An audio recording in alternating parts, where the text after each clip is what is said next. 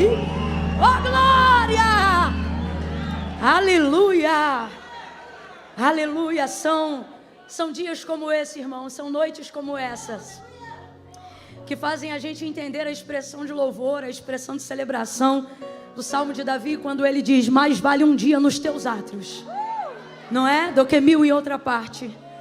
Ele diz assim: é melhor estar às portas da tua casa do que habitar nas tendas da impiedade. Eu queria muito que você olhasse para alguém agora e sem preguiça e sem esquisitice dissesse assim para essa pessoa que está ao seu lado: você está no lugar certo, na hora certa, fazendo a coisa certa. Pergunta assim para ele ou para ela: e daí? Diga assim: e daí? Que quando você está no lugar certo, na hora certa, fazendo a coisa certa, até o que era para dar errado na tua vida dá certo. Você fica alinhado com o plano de Deus para a tua vida. Aleluia, aleluia, aleluia. Não é sempre que a gente tem a oportunidade de estar num sincronismo tão perfeito. Não é, isso é raro. A casa de Deus, o culto de louvor ao Senhor, está entre as raras oportunidades que a gente tem de viver um sincronismo de alinhamento perfeito, de estar na hora certa, no lugar certo e fazendo a coisa. Não tem como dar errado. É por isso que enquanto você está aqui, Deus está alinhando tua semana, preenchendo os teus dias, organizando o teu tempo. Isso é muito sério. Isso é muito sério. Bendito seja o Senhor que te trouxe. E bendito seja você que veio, porque Deus não obriga ninguém. Se veio, veio porque deixou o Espírito Santo te convencer de que você deveria estar aqui. Deus abençoe tua vida. A palavra de Deus diz: benditos são os que vêm em nome do Senhor. Você é bendito. Não estou falando para te agradar, não. Estou falando porque é a verdade. Você é bendito. Você é bendito. Talvez você ouviu alguém hoje dizendo para você: você é uma praga. Não é não, você é bendito. Talvez alguém aqui ouviu alguém descompensado dizer: você não presta. O Senhor está removendo essa palavra e está dizendo: você é uma bênção, meu filho. Você é uma bênção, minha filha. Aleluia. Pegue comigo sua Bíblia aí. Vamos abrir no Evangelho de Jesus, segundo escreveu. Nós vamos ler 2 textos, tá bom, gente? Primeiro vai ser Lucas capítulo 22. Vou pedir meus amigos. Meu filho, vou pedir uma cadeira para você, que você vai ficar comigo o culto todo, tá bom? Dá uma cadeira aqui pro meu amigo, meu guitarrista aí também. Dá um lugar VIP aí para ele, por favor. Glória a Deus. Quando eu ficar doido, vocês ficam doidos comigo. Tá, meu baterista? Ficar doido comigo, ficar com medo não, ficar tímido não. Tu viu que eu te olhei, tu já entra na marcha. Ele tá ligado. Oh, glória. Lucas, capítulo de número 22. E aí eu vou pedir meu sonoplasta. Cadê meu sonoplasta? Como é que chama meu sonoplasta? Tiago. Tinha que ser um discípulo do Senhor, né, Tiago? Bendito. Tiago, esse negócio de despressurização do avião, sabe? Isso está acabando comigo, menino. Tem hora que eu chego surdinha.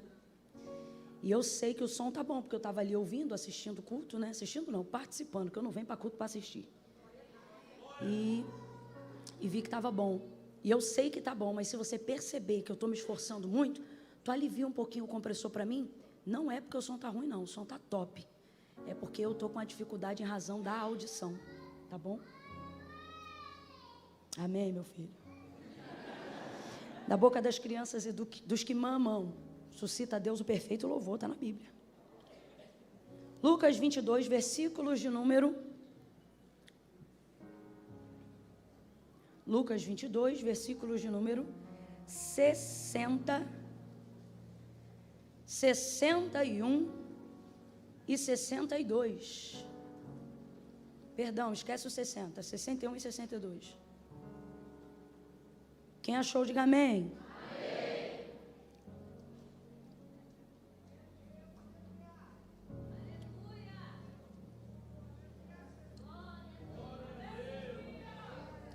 Coisa boa, igreja, que a gente pode beber água.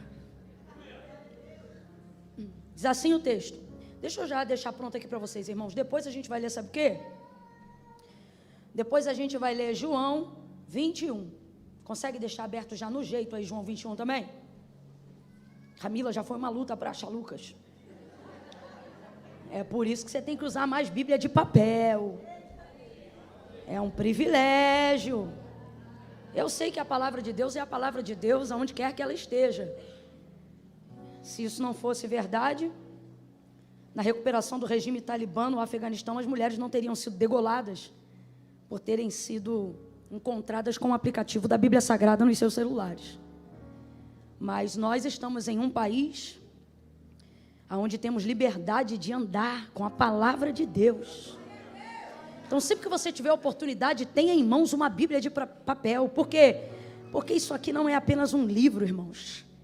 Para nós, cristãos da América Latina, onde temos liberdade para andar com ela, isso é também um símbolo de liberdade do Evangelho dentro da nossa nação. Não olha para ninguém não, que quem está com o aplicativo agora está dizendo, ai Jesus.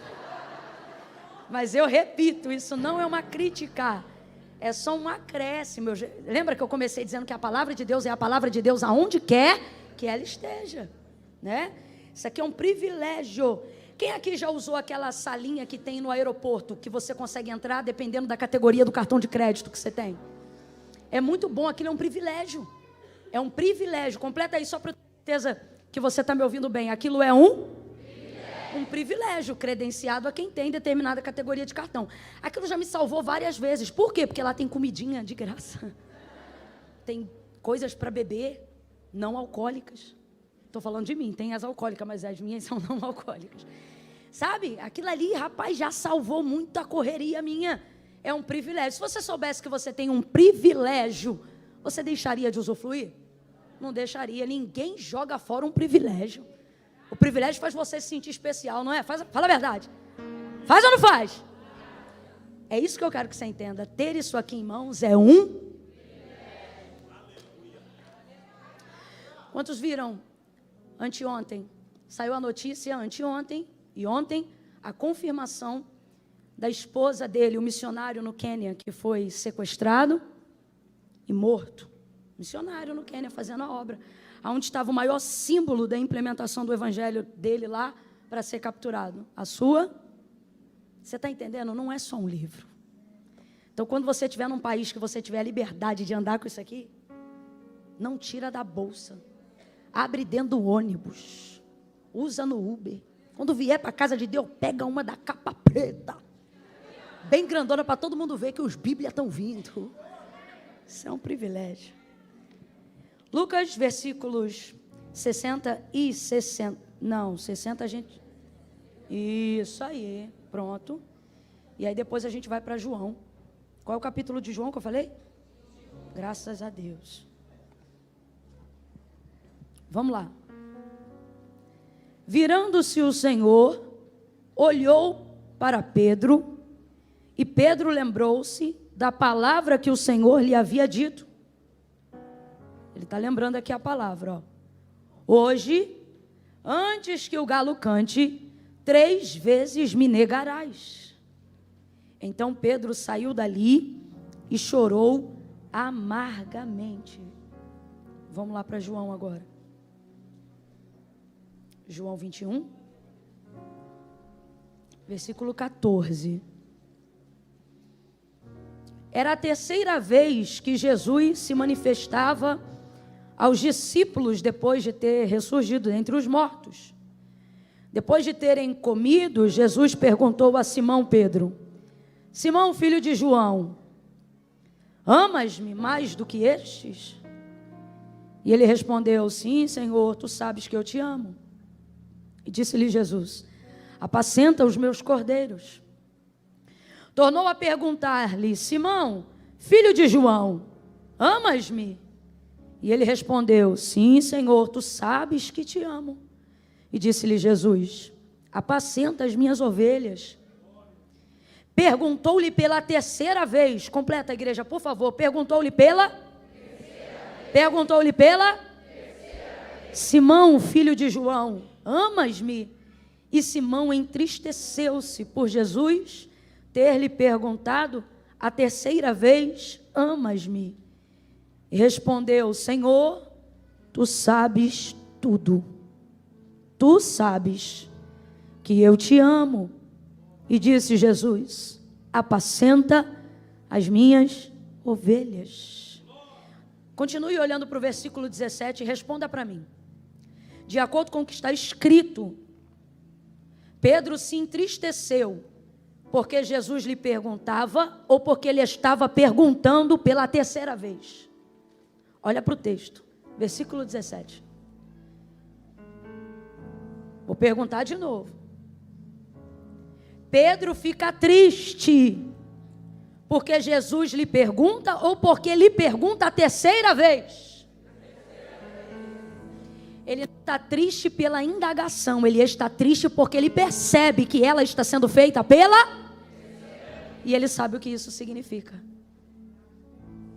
Diga amém por essa palavra. Senta dando glória a Deus aí. Glória a Deus. Pastor Samuel, muito obrigada por essa oportunidade, viu? Deus abençoe tua vida, tua casa. Vanessa, amo sua vida. Eu amo esse casal porque eles são íntegros. Eu vejo neles uma integridade que só o Espírito Santo pode testificar. Deus continue abençoando e abençoando também esse novo desafio, essa nova empreitada. Onde é que vai ser a nova igreja que você disse? General Carneiro, até o nome já está preparado. O Senhor proverá para si. É forte. Deus abençoe. Quero aqui aproveitar também a oportunidade de dar um feliz dia do pastor.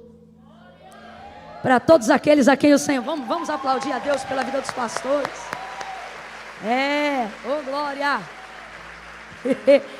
Está me dando vontade de rir. Eu estou vendo umas ovelhas aqui que... Teu pastor está dizendo, cadê aquela ovelha? Deus te abençoe, pastor. Deus abençoe todos os irmãos, viu? Glória a Deus. Vamos lá. O texto de Lucas, que a gente leu, o capítulo 22, ele narra, não só o finalzinho ali dos versículos 60 e pouco em diante que a gente foi lendo, mas desde o início ele é um episódio muito importante, porque ele traz a narrativa da celebração da última ceia. A ceia já é importante, gente. A última, então, é um ato, meu Deus, extremamente memorável, que precisa ser considerado, até porque o que está para acontecer ali vai ser replicado como o maior ato simbólico e memorial da igreja até o dia de hoje.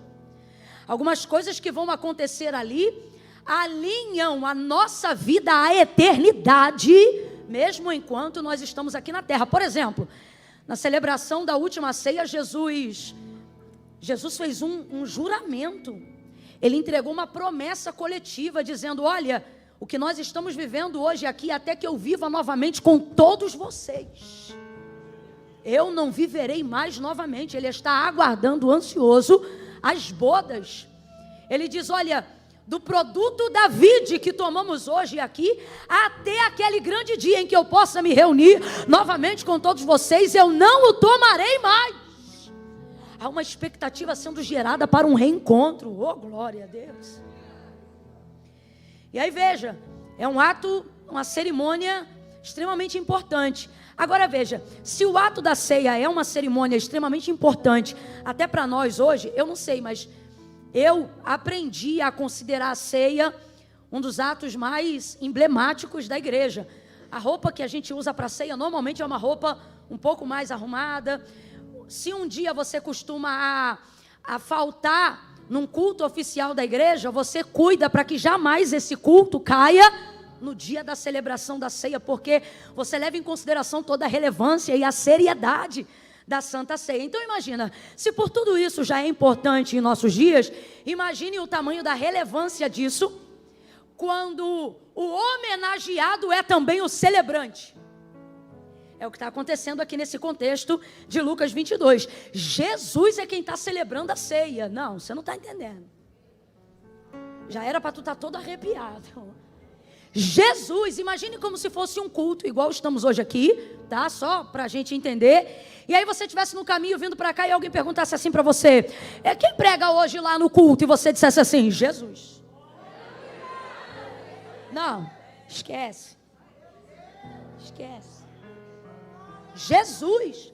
Aí não o bastante, o texto diz que ele vai ministrar essa ceia. Imagina, o corpo ministrando o corpo. O sangue ministrando o sangue. Eita! O vinho. E aí ele celebra, ele ministra, ele dirige e ele prega. Ai, gente. Imagina esse ambiente.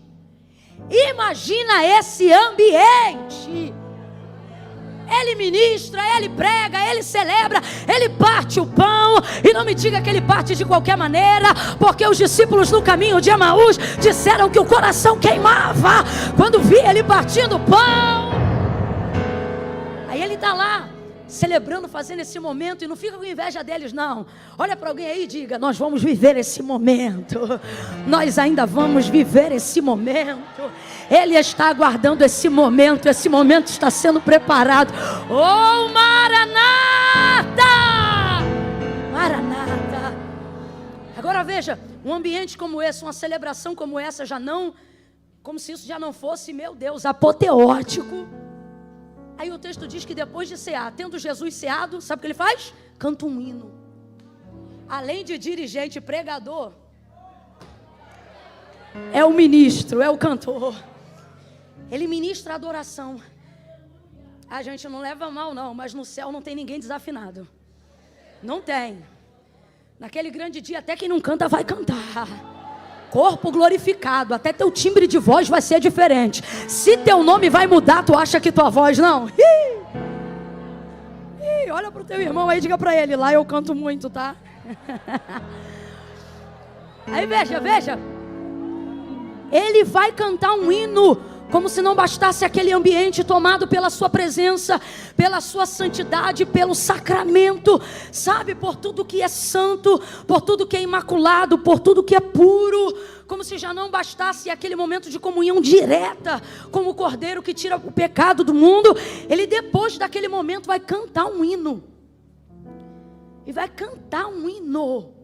Jesus começa a cantar. Quisera que João, quisera que Lucas tivesse escrito. Que canção foi essa? Ele vai cantar. Ele canta. Gente, eu não consigo imaginar uma cena onde Jesus começa a cantar. Não é? E ele canta. É um momento tão especial e inesquecível que você pensa: não tem como nada dar errado, mas escuta, que num flash de segundos tudo vai mudar, tudo.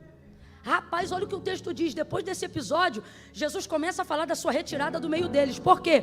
Porque esse é o último momento de comunhão que ele está tendo com eles, antes de viver o momento de captura e de crucificação. Quem está ligado, diga amém. Então ele está treinando os seus discípulos e explicando para eles que ele vai ser retirado, o que vai acontecer com ele, aquela coisa toda. Mas ele ainda não saiu, ele está ali ainda naquele momento, vamos dizer assim, numa linguagem mais moderna, de mentoria. Um intensivão com os seus discípulos. E logo depois desse momento ele está ali falando. Aí o texto diz: e houve forte discussão entre eles. Irmão, como é que o pau quebra depois de uma ceia dessa? Não. Porque foi o que aconteceu. Eu não estou inventando, você pode ler depois, melhor em casa ou aqui agora, se quiser. O texto diz: e levantou-se entre eles quem? Os discípulos acabaram de cear. E houve entre eles forte discussão. O que é forte discussão, gente? A veia do pescoço de alguém se levantou. Alguém está falando mais alto. Agora, se você acha que isso é ruim, fica pior. Sabe qual é o motivo da briga? E discutiam entre si para saber dentre eles qual seria o maior. Que vergonha! Depois de um momento desse, com Jesus ainda presente, enquanto ele fala da sua saída, eles brigam para ver quem vai saber, quem será a liderança na ausência dele. Ninguém discute liderança na presença de Jesus. Na presença de Jesus, liderança é ele. Quem reina é ele. Isso é um absurdo.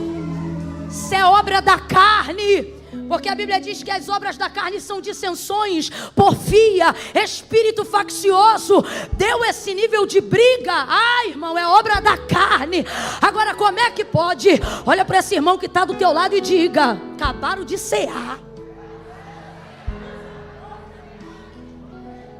Aí veja, Jesus espera de Pedro um comportamento mais proeminente. Por que que ele faz isso? Porque está clara uma predileção de liderança sobre a vida de Pedro. E você precisa entender que a quem muito é dado, muito também lhe será. Preste atenção, você sabe por que as pessoas querem desenvolver relacionamento somente de rede social? Porque relacionamento de rede social, você não vê quem de fato eu sou, você vê a sombra ou o reflexo do que eu quero que você pense que eu sou. Ali a gente comunica ao outro a imagem que a gente quer que o outro tenha de nós. Proximidade revela defeito. Completa para mim, por favor. Proximidade revela defeito. Proximidade revela defeito. Proximidade revela defeito. Nós estamos vivendo uma era onde as pessoas querem demonstrar perfeição. Só que proximidade revela defeito. Segunda coisa, intimidade. A proximidade traz consigo intimidade. Quanto mais você desenvolve convivência próxima de alguém, mais íntimo você fica daquela pessoa. Quem está entendendo, diga amém. E aí vem essa segunda questão. Intimidade manifesta confronto. Não existe intimidade que não revele confronto. Você só se permite ser confrontado e você só aceita um nível de confronto que te abala por quem realmente te conhece de perto. Porque pessoas estranhas não têm liberdade para confrontar você de frente.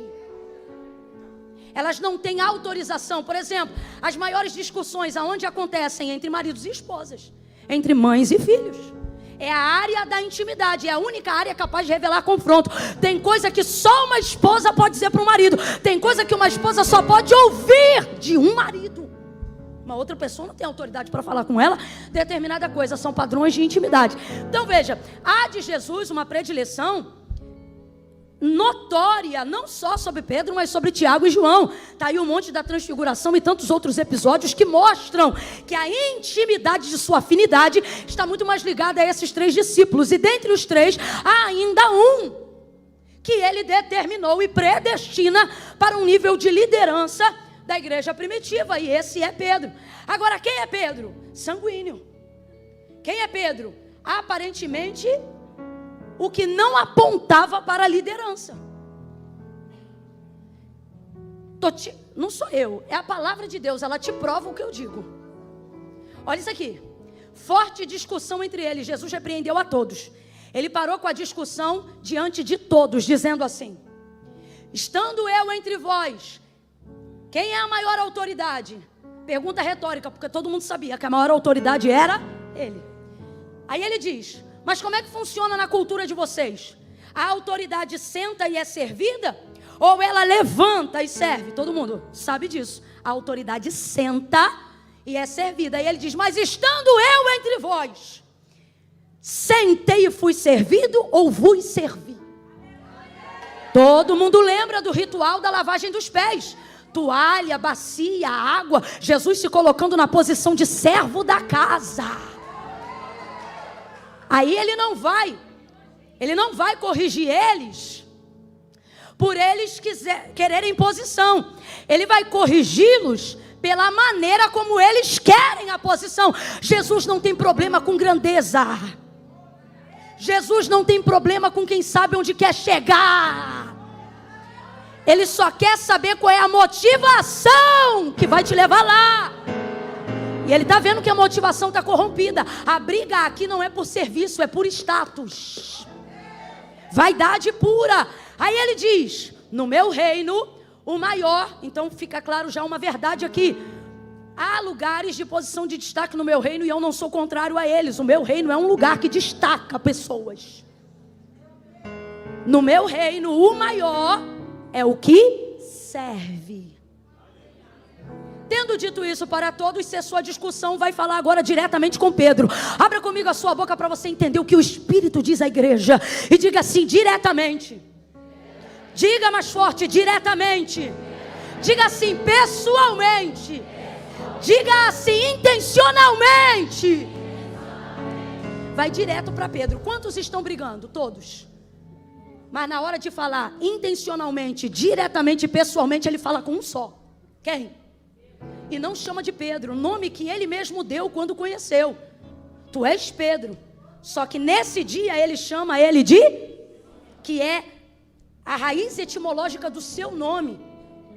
Simão fala da sua origem. Eu disse que Simão fala da sua? Porque ele está vendo que o que está acontecendo ali é a manifestação da sua natureza humana caída, antiga. Aí ele diz: Simão, Simão, 2 vezes despertamento. Satanás te pediu para se andar como trigo. O que é isso? Peneirar você. Mas eu roguei ao Pai para que não desfaleças a tua fé. Então, quando tu te converteres, mano, acabou de cear. E não está? Não finge que não entendeu, não. Responda para mim, Pedro está convertido? Olha para o teu irmão e diz: está ceando assim? Aqui, ó. Quando tu te converteres, fortalece os seus irmãos. O que Pedro está ouvindo de Jesus? Uma advertência pessoal, intencional. E qual foi a outra coisa que eu falei?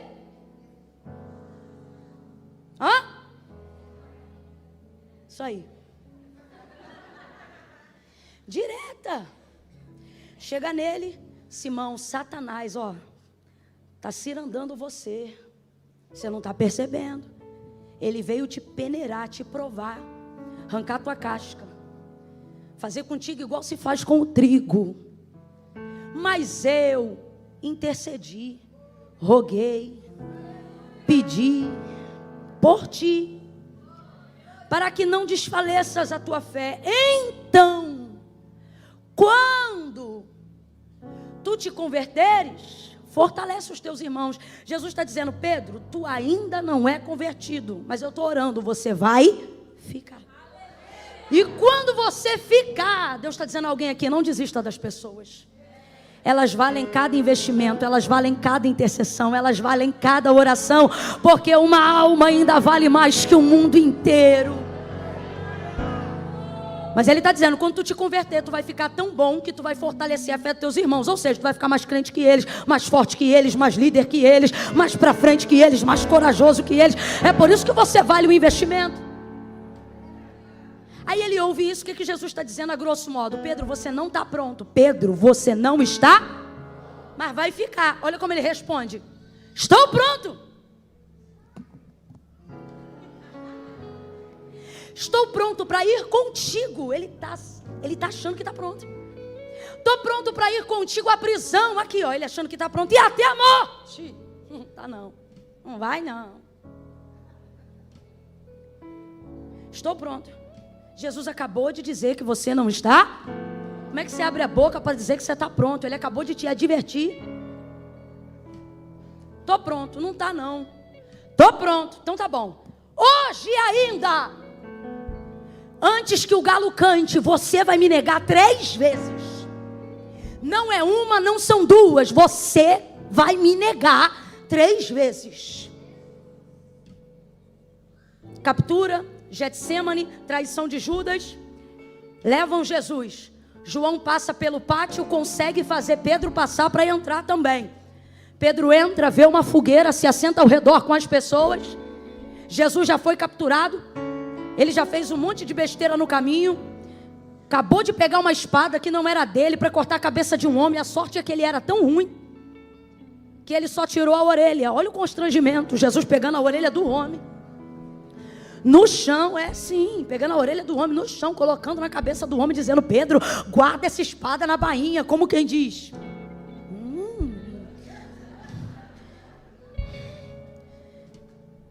Vai ele, agora assentado ao redor de uma fogueira, uma mulher, é a primeira a vê-lo. E ele anda como ele, fala como ele, se parece com ele. Ela olha para ele e diz: eu te conheço. Eu te vi andando com ele. E ele responde: eu não conheço ele. Apavorado e com medo, eu te pergunto: aonde está todo aquele amor? Ali. Todo aquele amor continua ali. Só que o medo faz a gente duvidar das maiores certezas que a gente já teve na vida. Um homem olha para ele e diz: é verdade, você o conhece. E ele diz: eu não o conheço. Do que você está falando? E então vem outro e diz: você sabe quem ele é? E ele diz: eu nunca vi ele. Na hora parece filme, o galo canta. Quando o galo canta, Jesus olha para trás. Quando Jesus olha, o olhar de Pedro, parece filme, bate de frente com o olhar de Jesus. Que constrangimento! Traiu o herói da minha vida. Decepcionei, abre aspas, porque eu estou dizendo. O homem que me deu razão de viver e que investiu em mim os melhores anos da sua vida. O texto diz que ao viver esse episódio, ele sai dali para chorar amargamente. E eu quero louvar a Deus por essa amargura. Eu quero louvar a Deus por essa angústia. Porque quem comete um pecado não se justifica, primeiro se amarga. Quem comete um pecado não se justifica, confessa. Pedro vai sair dali, vai ficar amargo, vai ficar angustiado, vai ficar triste. E eu louvo a Deus, porque uma pessoa com o coração dele, uma pessoa chamada por Jesus como ele foi, não pode reagir diferente. Eu não estou dizendo que eu estou feliz com a situação dele, mas estou dizendo que o caminho para a recuperação de um homem íntegro como ele é esse. Deus trouxe gente hoje aqui, e por mais que não tenha sido o que você pensou que ouviria, Ele trouxe hoje aqui para te dizer: você ainda não está pronto, mas eu estou te preparando, eu vou te enviar, e todas as áreas que você fracassou, para alabacaxaia, todas as áreas que você cedeu, todas as áreas que você falhou, todas as áreas que você errou, eu vou fazer de você não um líder frustrado, um pai frustrado, uma mãe frustrada, não, um filho frustrado, não. Você vai se tornar ponte para que outras pessoas não caiam mais nas áreas que você caiu. Eu vou te levantar, mas o caminho até lá não é júbilo, não é celebração, é hora de chorar, é hora de lamentar, é hora de dizer: ai de mim que vou perecendo. Não finja que não aconteceu. Não finja que sua intimidade com Deus não foi rasurada por alguma coisa que você fez. Não finja. Seu padrão de confronto será no mesmo nível da sua intimidade. Vou falar rasgado que é para todo mundo entender. Tem gente que não só peca, não só erra, não só falha, mas se refastar lá na lama, sabe? Se lambuza, entra e sai, e parece que nada acontece. Deus não lhe adverte. Parece que porta nenhuma se fecha e coisa nenhuma de mal lhe acontece. Se a gente não vigiar, a síndrome que pegou Asaf pega a gente também. E a gente começa a vir para cá e a se questionar: por que sofre o justo e por que o ímpio prospera em seu caminho? Está todo errado e parece que quanto mais peca, mais cresce. Está todo errado e parece que quanto mais erra, mais desenvolve. Aí vem o crente que buscou viver e servir ao Senhor, mas cometeu algum deslize. Irmão, eu sou da época que não precisava nem cometer um deslize. Você só pensava em pisar fora da faixa. Quando você entrava no culto e não tinha esse negócio de exposição, processo, não era assim não. Está viva até hoje. Missionária irmã Lídia, Assembleia de Deus Vida na Palavra lá em Queimados. Se eu só pensasse em falhar, Deus trazia aquela mulher numa marcha. Ela botava o dedo na minha cara. Ela me levantava no meio da congregação, tipo na hora de um louvor. Ela falava tão alto que o cantor parava de cantar para ela ouvir. Ou melhor, para ela falar. E aí ela gritava: te digo eu assim. Era o Senhor na primeira pessoa na boca dela, em sua boca. E ela começava a dizer: eu vi, ó. Eu não tinha pecado não. Ela dizia só assim, ó. Era Deus. Eu vi quando tu pensaste. Tem alguém aqui dessa época ou está fingindo que não viveu esses dias? Eu sei, eu vi quando tu pensaste tal coisa assim assado, e no teu coração tu disseste. Não era na boca não, era no coração. E no teu coração tu disseste, falava, mano, falava, que eu tinha pensado desgrama. E eu ficava exposta. E sabe, a autoridade profética era tão forte, tão forte, tão forte. E o meu desejo de intimidade com Deus era tão forte, tão forte, tão forte, que ela dizia assim, não foi assim que tu disseste, mesmo exposta. Sabe o que eu tinha que fazer? Vai, sim. Quantos cultos eu chorei amargamente por falhas que cometi e que pensei, qualquer um comete essas falhas, o que que tem? Quantos erros, quantos tropeços no caminho eu dei e eu pensei, isso nem é considerado, isso nem é pecado. E Deus dizia, de fato não é pecado, mas não cabe na nossa intimidade. E aí você começa a ter que aprender a fazer uma escolha. Quer intimidade? Então vai ter que aguentar o confronto. Aí você pensa, e aquele que prospera no seu caminho quando está virado na lama? Eu me lembro de uma amiga minha. Essa amiga, uma pessoa se levantou contra ela. Nada aconteceu com essa pessoa. Ela entrou numa campanha de oração e ela começou a dizer, Deus, por que com fulano tu não fala nada? E eles eram da mesma igreja. E comigo tu vive me corrigindo, vive falando. Profeta vive me apertando. Com o outro Deus não falava nada, mas com ela Deus dizia, desce, perdoa, libera. E aquilo indignava ela. Aí um dia ela entrou no quarto de oração e ela disse, Senhor, por que com ele o Senhor não fala, mas comigo o Senhor está me estreitando, está me apertando, eu nem sou o ofensor, eu fui a ofendida, porventura o Senhor não é justo? E pá, indagando ali com Deus, ela disse que ouviu o Espírito de Deus dizer para ela, para o quê? Para de reclamar o que eu estou pedindo, falando e exigindo de você. Aí ela dizia, mas com ele o Senhor não fala. E ela dizia, ele dizia, isso deve ser motivo de você glorificar o meu nome. Por quê? Porque contigo eu falo, eu estreito, com ele eu já não falo há muito tempo. Sabe o que é isso? Se Deus está te estreitando em uma área que você pensou que poderia passar batido, é porque Ele não abre mão do nível de intimidade no relacionamento que Ele quer viver com você. Levanta a mão direita para o céu, porque eu estou sentindo uma unção poderosa para despedaçar julgos antigos nesta noite pela palavra. Bora, meu filho, levanta essa mão mais alto que você puder, coloca a outra na mesma envergadura, vai. Quando eu disser 3, você vai ser profeta de Deus para a vida de alguém. Você vai abrir os braços em volta de uma pessoa e vai dizer para ela, aguenta o confronto, porque a intimidade com Deus vale a pena. Eu vou repetir, você vai dizer, aguenta o confronto, porque a intimidade com Deus vale a pena. É 1, é 2, é 3, vai, aguenta. Bota a mão nessa pessoa e diga, aguenta, porque relacionamento com Deus vale a pena, intimidade com Deus vale a pena, desfrutar de um ambiente com Ele vale a pena. Deixa Ele te cobrar, deixa Ele te estreitar, deixa Ele te espremer, vai valer a pena, vai valer a pena. Deus não quer raso, não é para ser superficial. Tem coisa que todo mundo faz, mas Deus me trouxe hoje aqui para dizer, você não. Você estava de boa querendo ser um crente super light. Nada a ver, nada a ver, nada a ver, nada a ver. Aí o Espírito Santo me trouxe aqui para te ver e dizer, com você não, tudo a ver. Tudo a ver, tudo a ver, tudo a ver.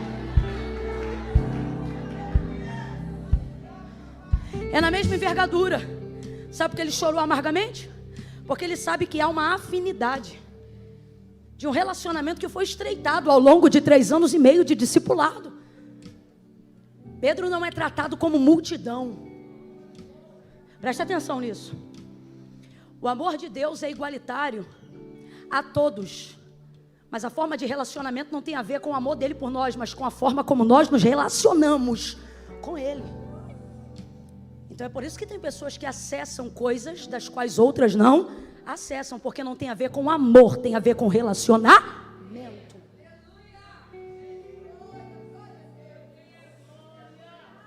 E tem gente que entrou hoje aqui pensando, foi nem pecado. E Deus está dizendo, porque eu te estreito antes de você pecar.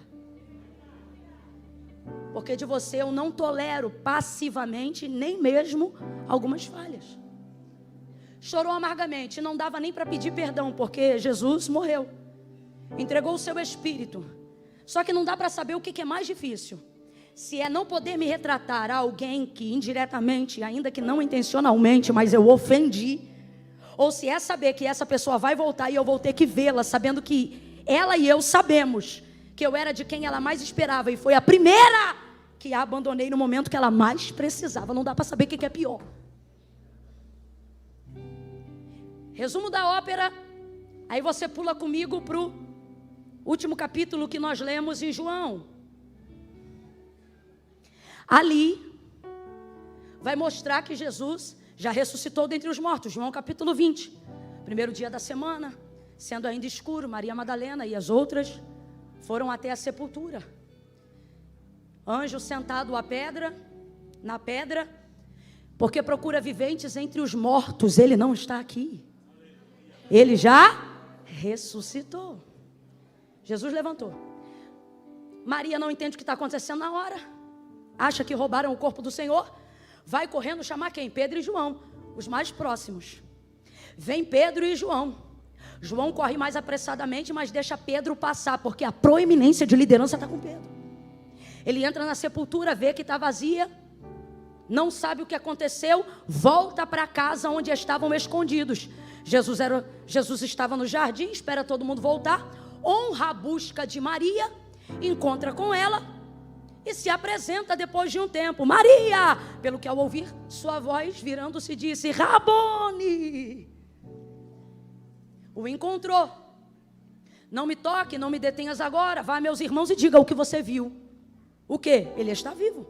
Ele não foi roubado, ele está vivo. Eu não fui sequestrado, eu estou vivo. Maravilha. Passa um período de 8 dias.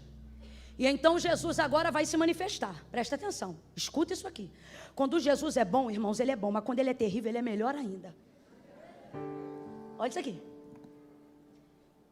No capítulo 20 do Evangelho de Jesus, segundo escreveu João, você vai ver a primeira manifestação de Jesus aos seus discípulos depois de ter ressurgido dentre os mortos. Verso 19. Chegada a tarde daquele dia, o primeiro da semana, estando cerradas as portas do lugar onde estavam os discípulos, porque estavam com medo dos judeus, chegou Jesus, pôs-se no meio deles e lhes disse: Pai seja convosco. Pedro estava lá, sim ou não? Pedro estava lá, sim ou não? Bora, Pedro estava lá, sim ou não? Sim, Pedro estava lá. Jesus chegou, logo naquele dia, naquele mesmo dia, apareceu na casa onde eles estavam. Pai seja convosco. Ele não foi confrontar ninguém, ele foi levar a sua paz. Você tem que entender que diferente de qualquer julgador e de qualquer confrontador que quer se aproveitar do seu erro para parecer mais santo do que você, Jesus não te confronta roubando a tua paz. Não, primeiro ele te dá paz para conversar com você. Jesus não precisa tirar a tua paz para conversar com você. Gente sem paz não consegue desenvolver uma conversa civilizada, equilibrada, consciente. A primeira coisa que Jesus ministra sobre a vida de quem ele ama, ainda que ele vá confrontar, é paz. Camila, eu não estou entendendo. Você vai entender. Essa inquietação, essa angústia que você está vivendo é a consequência do erro que você cometeu e não da cobrança de Jesus. Deus me trouxe hoje aqui para dizer isso para alguém. Quem está roubando a tua paz não sou eu, é a tua consciência. Quem está te desvirtuando do propósito não sou eu não te condeno, eu te perdoo, mas a tua consciência te castiga. E nessa hora a gente descobre que é muito mais servo da nossa consciência do que servo de Deus. Vou repetir. São em momentos como esse que a gente descobre que é muito mais servo da nossa consciência do que servo de Deus. Sua consciência tem razão em muitas coisas, mas ela não pode ter poder de determinação sobre as coisas que Deus liberou sobre você. Vou te explicar. Olha o que o Senhor disse para Israel em dias de dificuldade do pecado de Israel.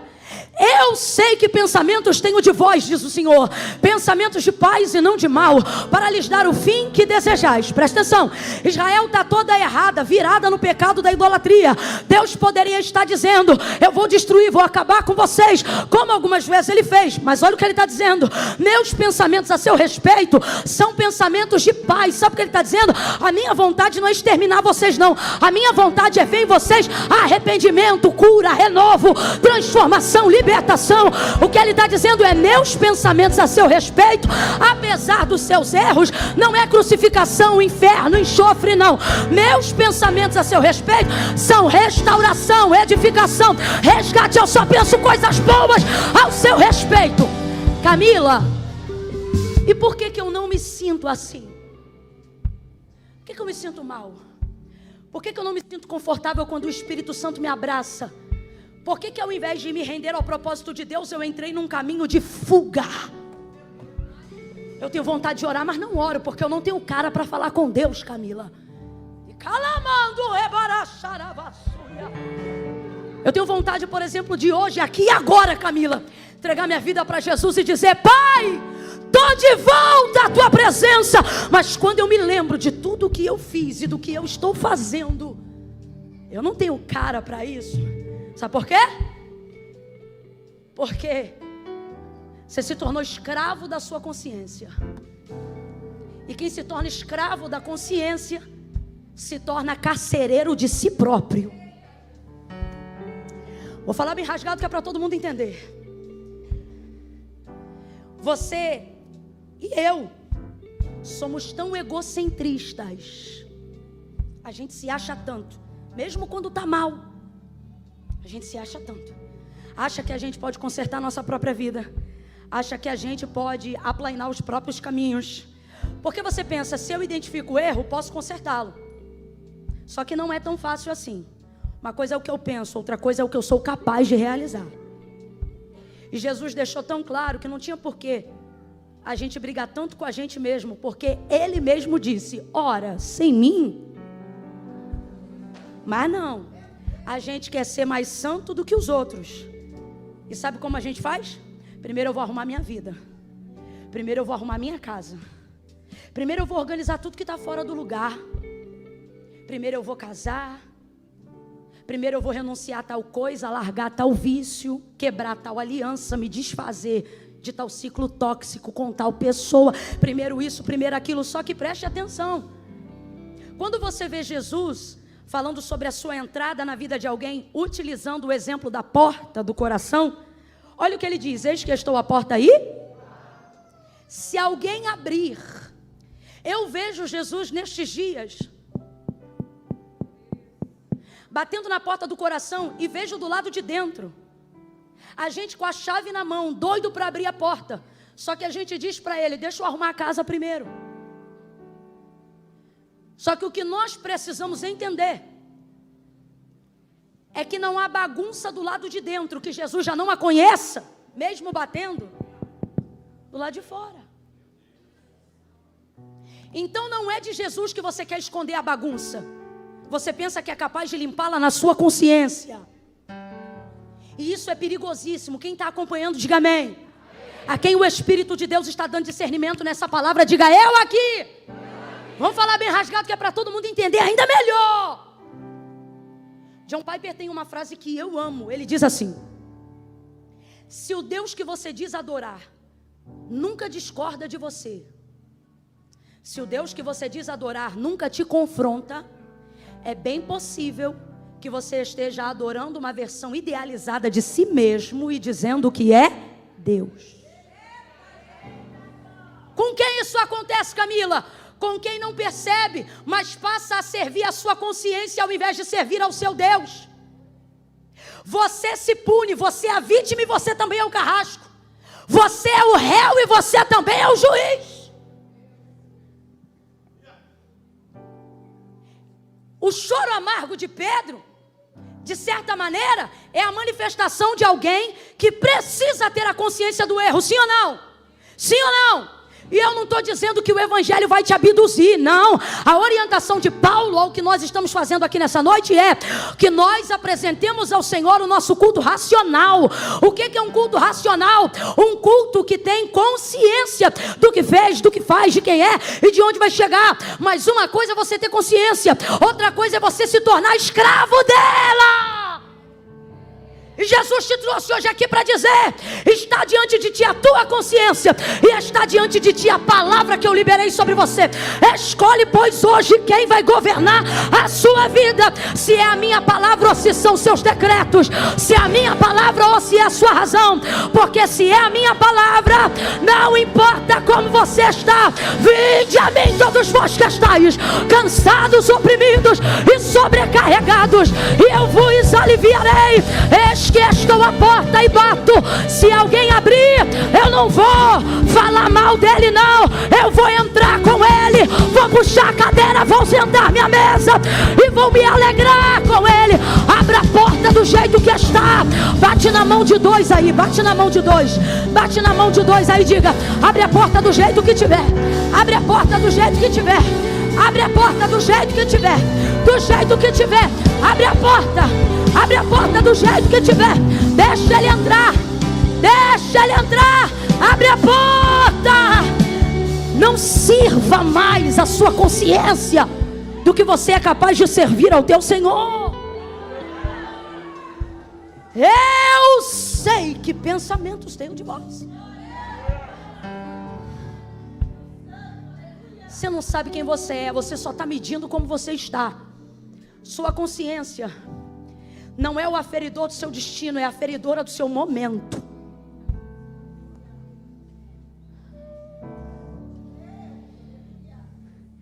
Agora presta atenção, para a gente encerrar aqui no capítulo 21. Você acha que Jesus está ofendido com Pedro? Alguém que consegue imaginar Cristo ofendido com alguém? Não, então teve gente que não teve segurança para falar. Judas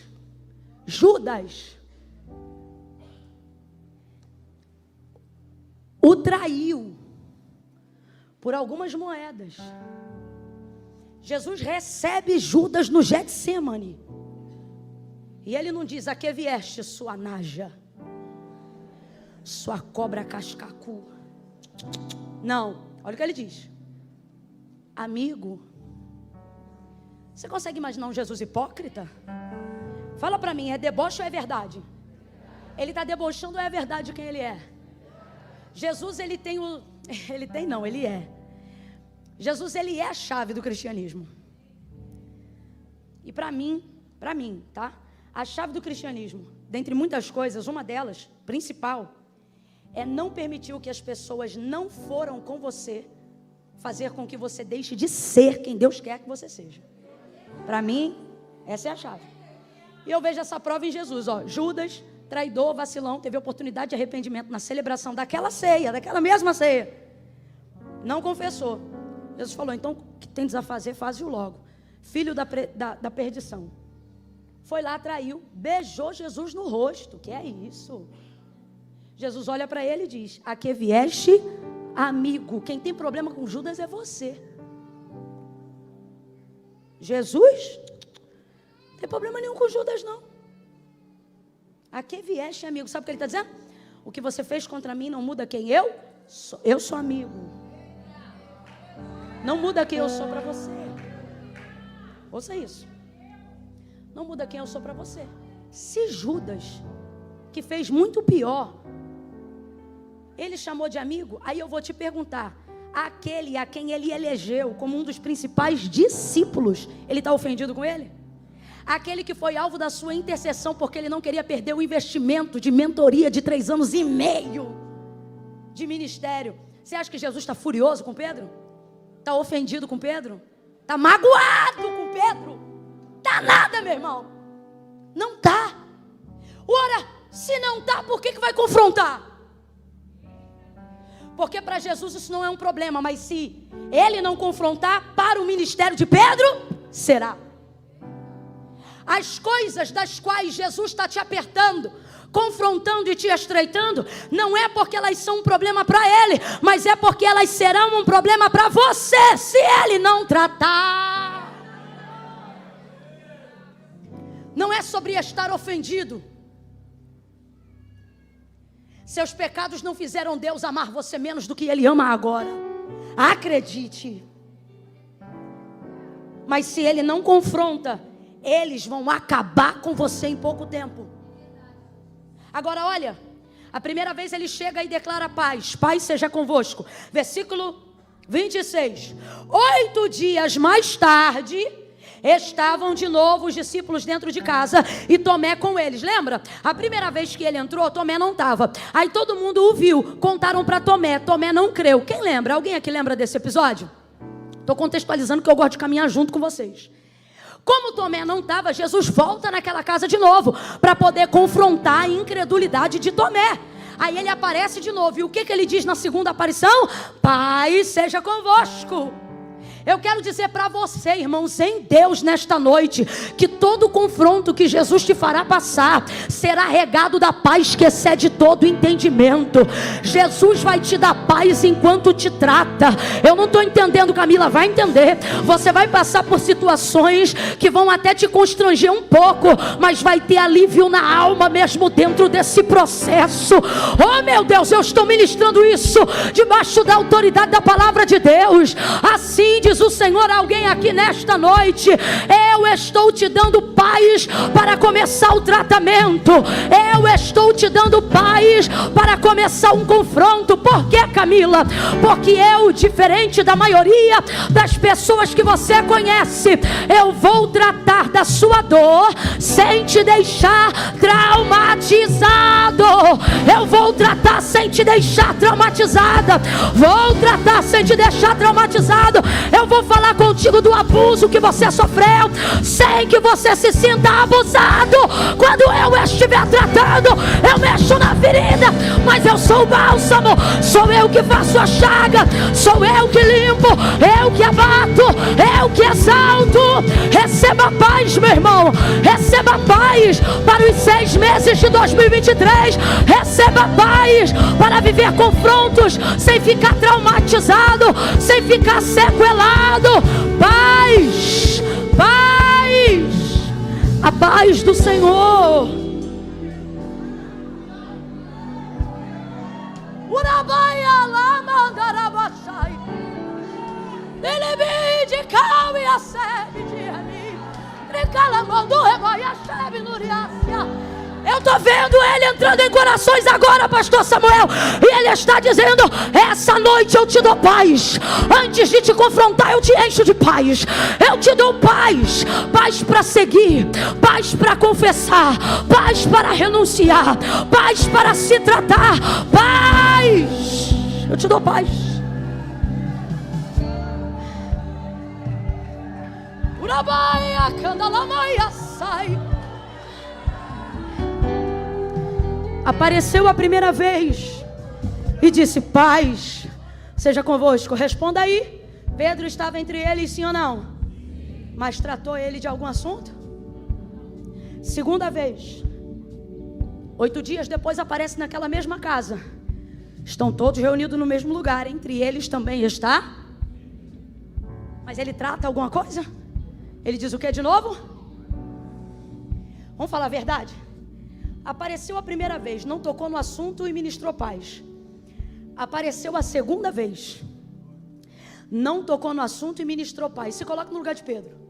Por mais que seu erro tenha sido grave, o que você seria tendenciosamente levado a pensar? Não falou a primeira vez, não falou a segunda? Das duas, uma. Ou eu já estou liberado, ou vai que nesse processo de morte e ressurreição, o que aconteceu antes, ele esqueceu, sei lá.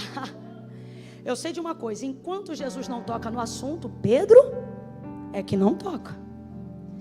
Por quê? Porque às vezes, para botar para fora o que te apodrece e machuca por dentro, você precisa que alguém faça um esforço para te ajudar a tirar.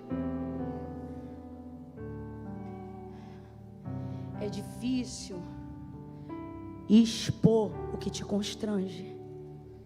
Irmãos, é muito difícil dizer para alguém: estou viciado em pornografia. É muito difícil dizer para alguém: traí minha esposa.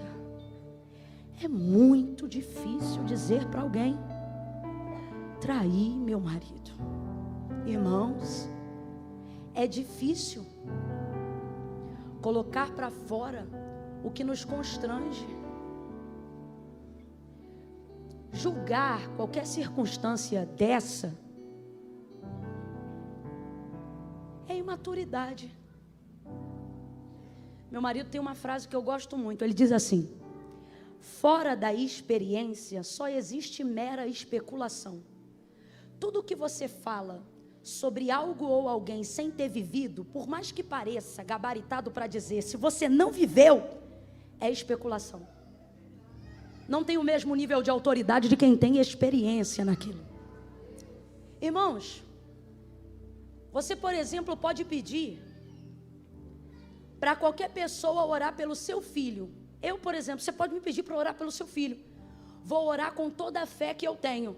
Mas se tu pedir uma mãe para orar pelo teu filho, vai ser outro nível de oração, outro nível de compaixão. Se inclusive o seu filho estiver passando o que ela já passou, aí é outro nível de oração, é mais autoridade na experiência.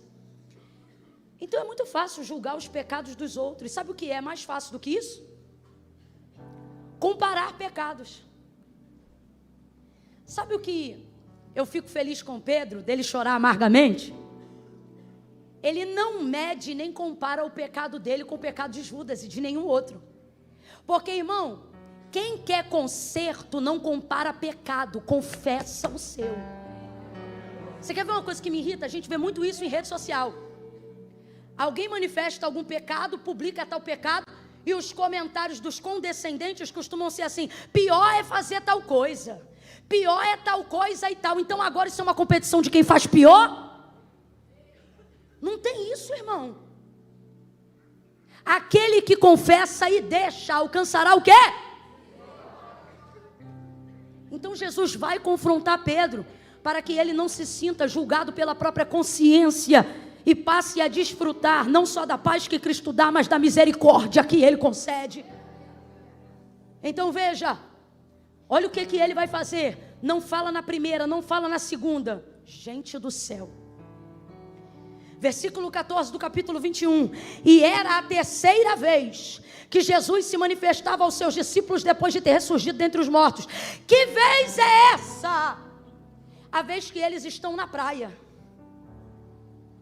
É um cenário semelhante, não é o mesmo mar, não é o mesmo lago, não é a mesma praia, mas é o mesmo cenário. É água, é barco, é rede e é não pesca, não peixe. Esse cenário lembra o quê? Lucas capítulo 5, quando Jesus foi chamar a Pedro. Quando Jesus foi chamar a Pedro, Jesus vai dar uma demonstração de poder que vai deixar Pedro impactado. Só que Jesus não foi em Lucas capítulo 5 para realizar a pesca maravilhosa. A pesca maravilhosa só aconteceu em decorrência do chamado de Pedro. Tanto é que depois de ter pego aquela quantidade de peixes, que o barco quase ia a pique, ele não ficou com peixe nenhum. O texto diz que largando a rede, os peixes e o barco, seguiu a Jesus. Depois que Jesus realizou aquele milagre da pesca maravilhosa, quando Pedro viu aquilo, ouça isso, quando Pedro viu aquilo, impactado, maravilhado e apavorado pelo poder de quem estava diante dele, ele não vai dizer glória, ele vai dizer: afasta-te de mim, Senhor, porque eu sou um homem pecador. Escuta isso, sou um homem pecador. Jesus está dizendo: segue-me. Pedro está dizendo o quê? Afasta, vamos lá? Jesus está dizendo: segue-me. Pedro está dizendo o quê? Jesus está dizendo: vem para perto, mas Pedro está dizendo o quê? É como se Pedro dissesse assim: o senhor não sabe quem eu sou. E é como se Jesus dissesse assim: não, você que não sabe quem eu sou.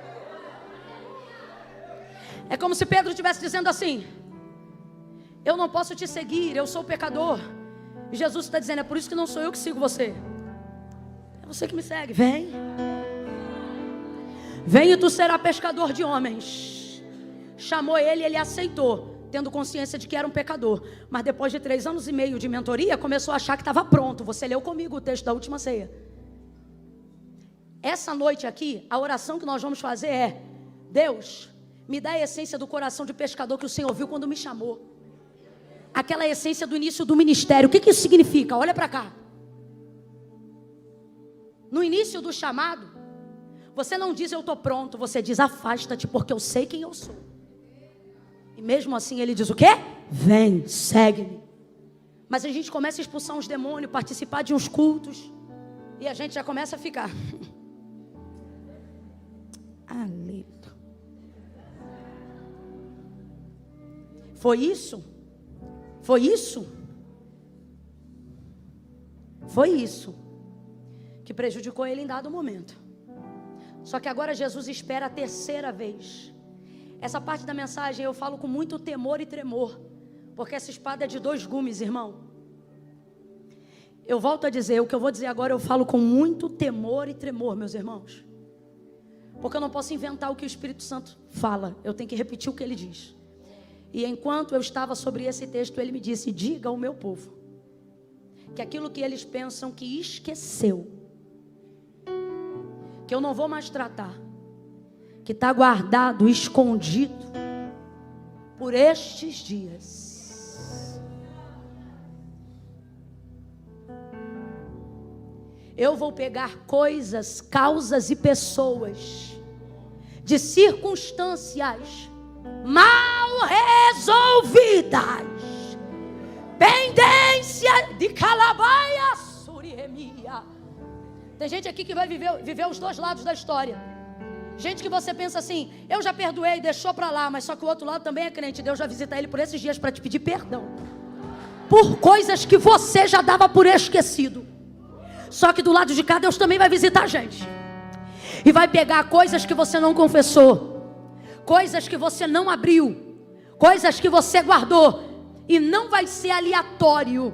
É o Espírito Santo dizendo: eu vou expurgar até os pecados que estão ocultos, porque eu não quero você andando, nem vivendo o ministério que eu te confiei, traumatizado com o que aconteceu. Eu não quero que a legitimidade da autoridade que eu te entreguei seja questionada por causa de pendências emocionais mal resolvidas. Meu irmão, creia você ou não do que eu estou dizendo, o que eu estou falando agora não pertence a um tópico de ministração, mas uma palavra profética.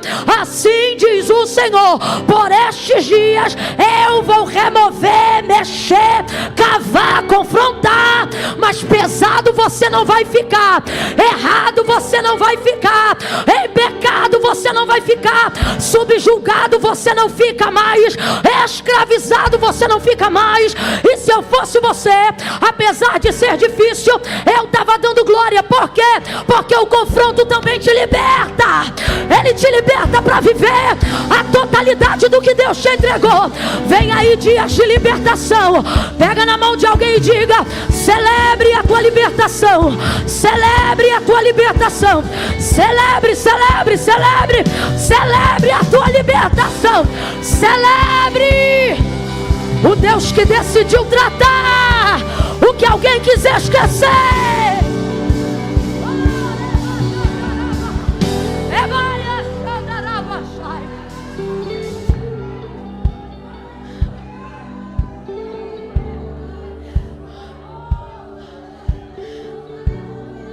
Deus, a tua palavra está sendo pregada, e ela deixa aqui agora aquilo que manifesta o vício que um dia ela teve. Mas Senhor, eu declaro no passado, porque tu me chamou para ser a voz que anuncia o futuro, e eu declaro a partir de hoje libertação completa, em nome de Jesus. Ela está abrindo a porta do coração do jeito que está. Todos os medicamentos, inclusive os que já não funcionavam mais, joga por terra, filtra o sangue dela, dá o melhor sono da vida dela. Insônia, eu te repreendo, saia Saia da vida dela agora. Saia da vida dela e coloque ela para dormir os melhores dias e o melhor sono da vida dela, em nome de Jesus. Diga amém. Amém. Celebre a tua libertação. Celebre.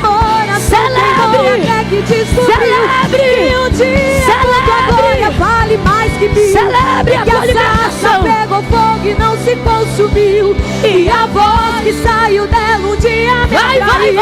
E o meu coração teimou até que descobriu que um dia quanto a glória, um dia quanto a glória vale mais que mil. Oh. Senta, senta, senta. Ele vai andar.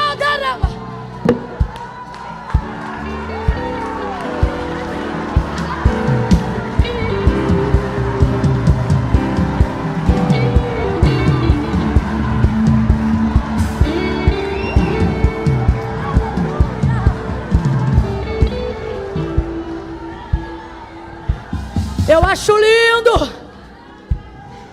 quando não importa a bagunça que está lá dentro, ao ouvir ele bater na porta, a gente abre e deixa ele entrar. Entra Jesus, mora Jesus, confronta Jesus, liberta Jesus, trata Jesus, limpa Jesus, salva Jesus. Oh Jesus, Jesus, teu nome é maravilhoso. Celebre a tua libertação. Celebre a tua libertação. Em nome de Jesus. Em nome de Jesus. Ei, Canamando rebadacia. Ei, biquitimini racebre.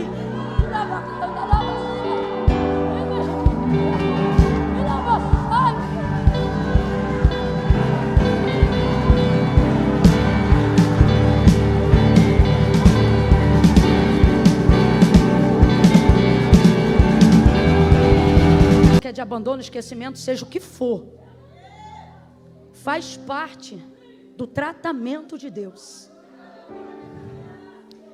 Deixou para falar na terceira vez, e aí na terceira vez deixou para perguntar quantas vezes? 3 vezes. Por isso que o texto enfatiza que a tristeza de Pedro não é a pergunta, mas a quantidade de vezes que ela está sendo feita. Agora veja onde Jesus deixou para fazer isso. Na casa ele fez isso? Fez isso num lugar totalmente externo. Agora, não foi em qualquer lugar. Ele pegou um cenário igualzinho do dia que ele o chamou. Praia, barco e rede vazia.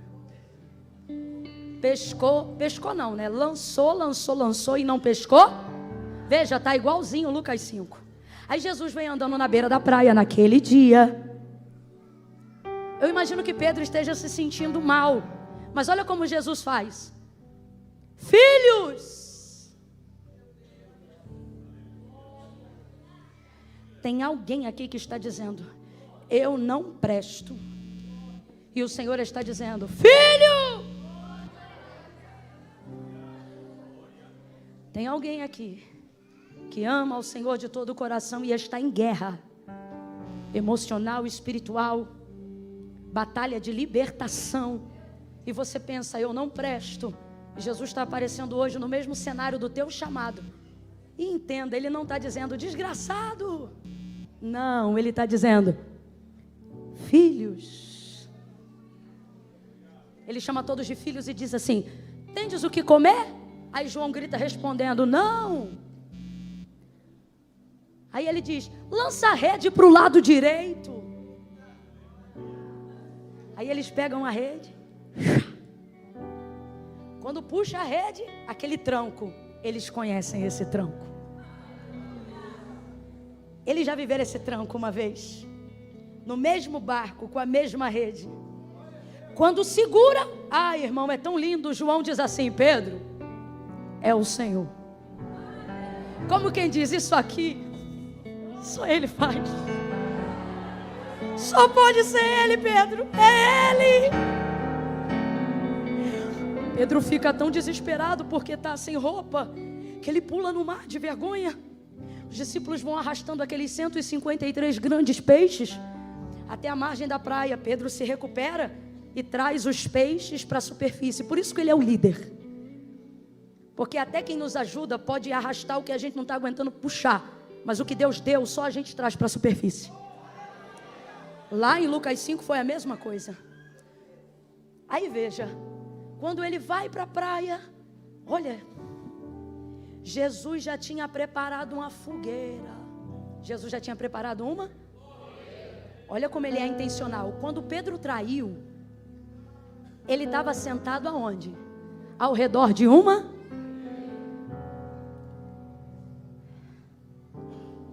Peixe, pão, brasas, e eles se assentam à roda. Ao redor de uma fogueira, ele negou. Ao redor de uma fogueira, Jesus vai tratar.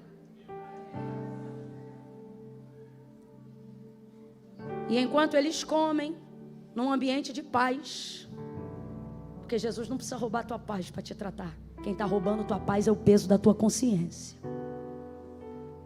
Pedro, tu me amas mais do que estes? E é brabo ouvir essa pergunta sabendo que João está lá. Porque João foi com ele até o Calvário, Pedro não. Mas ele tem uma característica que a gente precisa ter. O quê? O que a gente não fez, o que a gente fez de errado não pode anular o que a gente sabe que fez de certo. Aquele dia ele fez tudo errado. Mas tudo que ele viveu até aquele dia foi de verdade no coração. Até o dia que ele vacilou na celebração da ceia, quando ele disse, estou pronto, ele não estava mentindo, é porque no coração dele, o amor dele falou mais do que a capacidade dele. Tu me amas mais que este? Aí ele responde, amo. Então apacenta minhas ovelhas. Aí segunda vez, Pedro, tu me ama? Amo. Apacenta minhas ovelhas. Terceira vez, aí o semblante cai. Já entendi. É o confronto. Pedro, tu me amas? Ele diz, Senhor. Aí muda. Ele diz, tu sabes tudo. O que isso significa? Tu sabes o que eu fiz. E agora eu não tenho nem coragem de responder tudo, porque eu me lembro que o Senhor também sabe o que eu vou fazer. Está lembrando? Tu sabes de tudo. E tu sabes que eu te amo. Sabe o que ele está dizendo?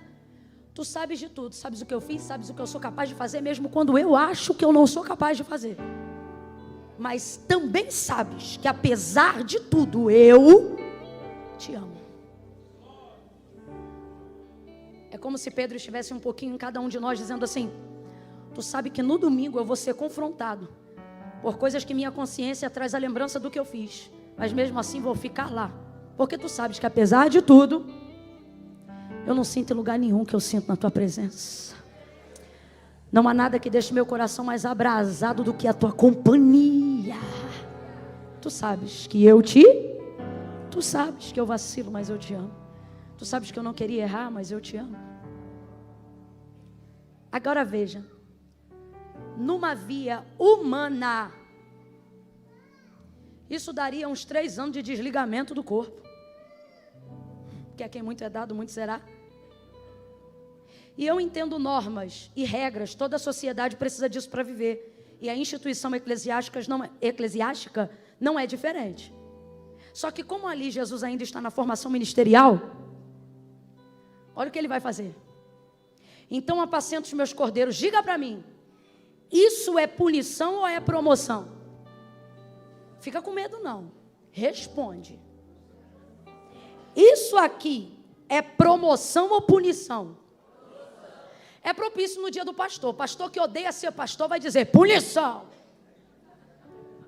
Ai dos que fazem a obra gemendo, cuidado. Mas quem reconhece que quem deseja o episcopato, excelente obra deseja, sabe que isso não é punição, isso é uma promoção. Acendeu. Jesus não o puniu, Jesus o promoveu. Deus falou para mim, quem te pune é a consequência do seu erro, porque ela não deixa de vir porque você se arrependeu.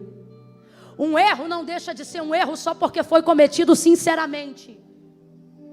Só que Jesus está dizendo: eu não te dou sua sentença de acordo com as suas ações, mas de acordo com as suas motivações.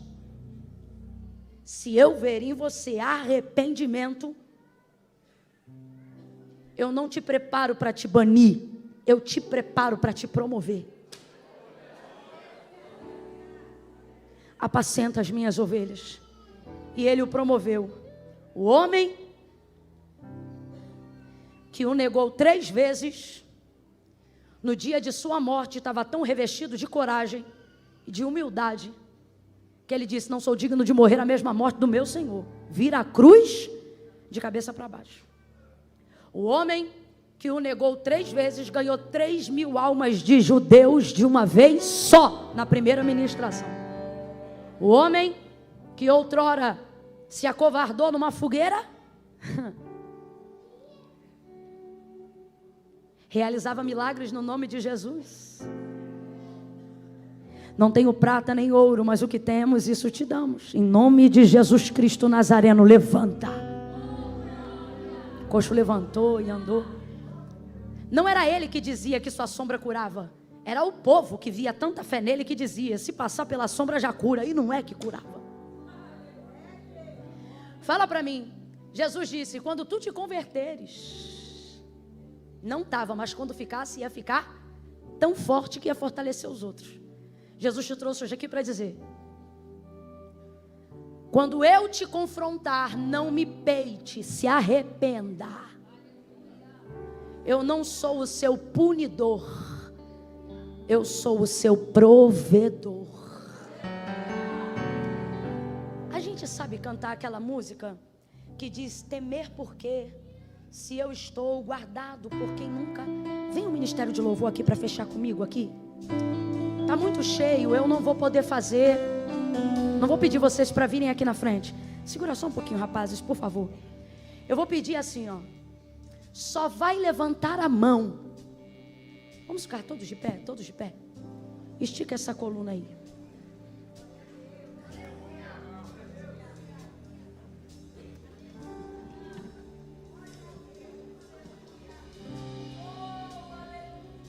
Você não vai sair daqui hoje fugindo do confronto. Você vai sair daqui hoje desejando o confronto. Você vai sair daqui hoje dizendo: Deus, me encontra, trata comigo. Sabe, Deus, eu prefiro ser amassado na tua mão do que cair na mão do diabo, sabe, do meu opressor. Me amassa, me molda, sabe? Tem gente que entrou hoje aqui com medo do confronto. E o Senhor está dizendo: você vai sair daqui hoje me pedindo para ir ao teu encontro. E o teu arrependimento vai me trazer de volta para a tua vida. E a tua confissão vai manifestar a minha misericórdia. E o meu confronto vai restaurar a nossa intimidade. Eu vou resgatar a nossa intimidade. Lembra quando tu sentia a minha presença já nas primeiras horas do café da manhã? Lembra quando na beira da pia tu não precisava de muito louvor e nem de muita música? Tu começava a glorificar o meu nome e eu me manifestava. Eu falava contigo numa brisa fresca que entrava na janela. Lembra quando você dobrava o joelho para fazer uma oração de finalização de noite para dormir? Mas eu te tomava na súplica. E tu tinha que levantar da oração e tomar outro banho, porque tu pingava suor na minha presença. Lembra quando eu renovava as minhas línguas repartidas como que de fogo sobre a tua cabeça? Lembra quando eu te revelava sonhos? Lembra quando tu acordava com o nome de uma pessoa que tu não via há anos na cabeça, e naquela semana tu encontrava aquela pessoa? Nunca foi coincidência, era a intimidade do nosso relacionamento. Eu falava com você de coisas profundas e também das mais triviais. E você vai sair daqui hoje desejando o resgate disso. E se para isso você tiver que ser confrontado, você não vai fugir dele, você vai fugir para ele. E ele vai fazer o que vamos cantar aqui já já. O quê? Prover de novo. Mas eu quero dar uma oportunidade para todos. E a única oportunidade, a única forma de aproveitar essa oportunidade é se ao ouvir ele bater na porta, você abrir. Deixa eu falar um negócio para você. Eu estou aqui pregando nessa noite, mas eu não tenho essa chave. Essa pessoa que está aí do teu lado, ela pode orar por você até o culto acabar, mas ela não tem a chave. Essa chave só quem tem não. Se ele tivesse, ele não batia. Ele bate. Só quem tem essa chave? Só você. Só você tem essa chave. É por isso que isso aqui não cola. Ó. É por isso que isso aqui não cola, ó. Eu vou ficar aqui no meu lugar porque Deus sabe. Sabe, mas não concorda. Porque não fui eu que inventei isso, nem igreja, nem padre, nem pastor. Isso está acima de tudo que você considera religião. Foi Jesus que disse isso aqui, ó. Aquele que me confessar diante dos homens, eu também o confessarei diante do meu Pai que está no céu. Porém, aquele que se envergonhar de mim, deixa eu me apoiar em você. Aquele que se envergonhar de mim, eu também me envergonharei dele. Ou melhor, ficará envergonhado diante do meu Pai e dos anjos que estão no céu. Se eu soubesse que você estava aqui no cantinho, eu tinha vindo há mais tempo. Ó, não adianta falar assim: ah, Deus conhece meu coração, Deus sabe, mas não concorda. Se não tiver confissão, não haverá promoção. Camila, o que eu vou ter que fazer? Presta bem atenção que eu só vou falar uma vez. Quando eu disser 3, você vai levantar a mão aí aonde você estiver. Só no 3. Por que, Camila, de 1 a 3? Porque tudo que a gente está precisando de coragem para fazer, quando a gente conta de 1 até 3, dá impulso. Já pulou de um lugar alto? Não dá para pular de um lugar alto sem contar 1, 2, 3 e já. Só que deixa eu te falar, nesse pulo você não cai. Olha para o teu irmão e diga assim: se joga que você sobe. Quando eu disser 3, você que está afastado dos caminhos do Senhor, distante. Ai, Camila, eu estou desviado. Irmão, desviado não frequenta culto. O culto está sendo transmitido online agora? A gente está online, o chat está aberto? Todo mundo, você que está em casa aí, eu vou entrar aqui ao vivo agora também. Você que está em casa aí, se você está afastado, e quiser hoje reconhecer Jesus como seu Senhor, você vai lá no chat. Camila, eu não tenho acesso ao chat aí do ao vivo. Não tem problema, dobra o joelho aí onde você está. Se está na cama, sai da cama e dobra o joelho. Se está no sofá, sai do sofá e dobra o joelho. Se tem prato de comida na tua frente, nem só de pão viverá o homem. Coloca a janta de lado e fala: Senhor, hoje eu estou voltando, estou entregando minha vida para Ti. Mas se você tiver acesso ao chat aí ao vivo, você escreve: quero Jesus, e eu vou entender isso como sua confissão pública de fé, e nós vamos orar por você. Você que está aqui, você vai levantar a sua mão, só isso. Vai levantar a sua mão. Camila, tem que levantar a mão? Tem. É um jeito de você aceitar o confronto, se manifestar diante do Senhor e dizer: estou aqui. Entendeu? Você vai levantar a mão: estou afastado, estou distante. Ah, Camila, eu tenho uma situação tico-tico no fubá, inclusive o fubá veio. Levanta a mão você, tico-tico, fubá. Jesus não disse para ninguém: se arrume e vem. Ele disse: vinde a mim, todos vós que estáis cansados, oprimidos, sobrecarregados, e eu vos. Eu conto 1. A igreja vai entrar em oração pela sua vida agora. Comece a orar, igreja. A oração é: Senhor, não permita a vergonha e a timidez impedirem essa pessoa de tomar a decisão mais importante da vida dela. Joga por terra toda a timidez. Camila, mas eu estou com vergonha, o que eu faço? Bota a vergonha no bolso e levanta a mão de todo jeito. Sabe por quê? A vergonha é passageira, mas a tua salvação é eterna.